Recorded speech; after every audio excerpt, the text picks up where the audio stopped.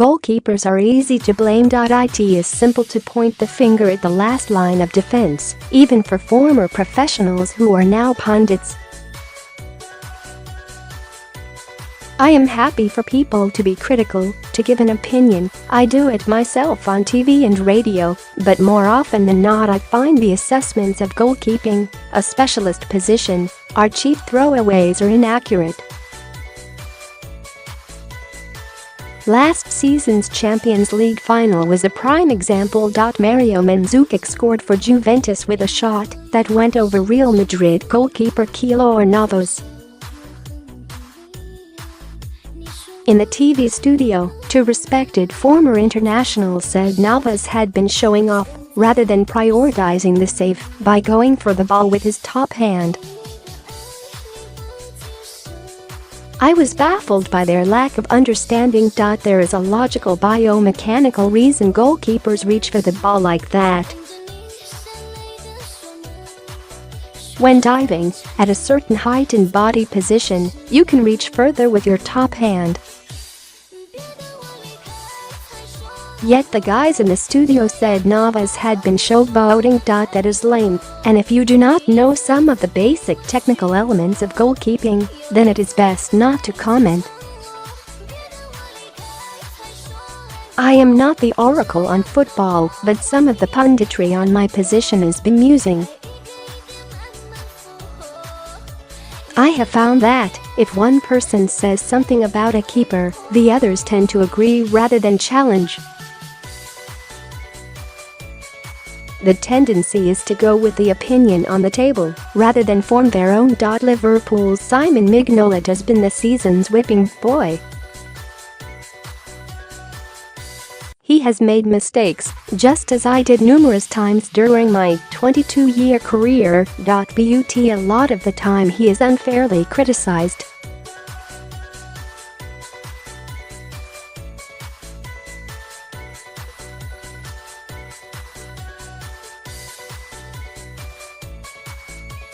Now people are jumping on the bandwagon, and, instead of analyzing the goals that Liverpool concede, the stock comment is that they will never win the title because he is not good enough.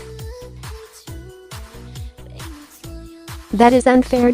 While you expect it from people on social media, but not former players. Liverpool are a very attack-minded team, but when it breaks down there is little cover from the 3, 4 or even 5 men who have joined the attack.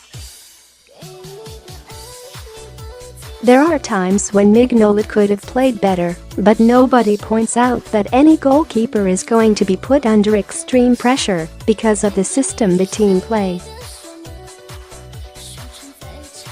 At the other extreme, this season has been a David Ojelowo. Any person says he is world class, and everyone nods their heads without any analysis.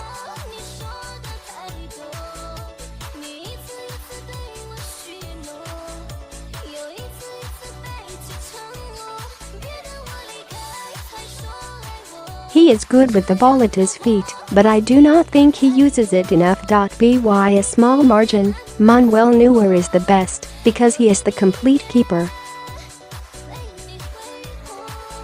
He is exceptional on his line, brilliant at dominating his penalty area, and awesome at playing a high line. But you rarely hear a discussion with the same level of expertise as when pundits talk about Kevin De Bruyne or Mo Salah.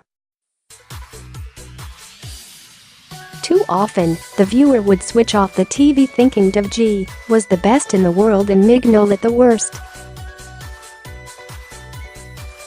Neither is true. I have had a lot of conversations with pundits after we have gone off air.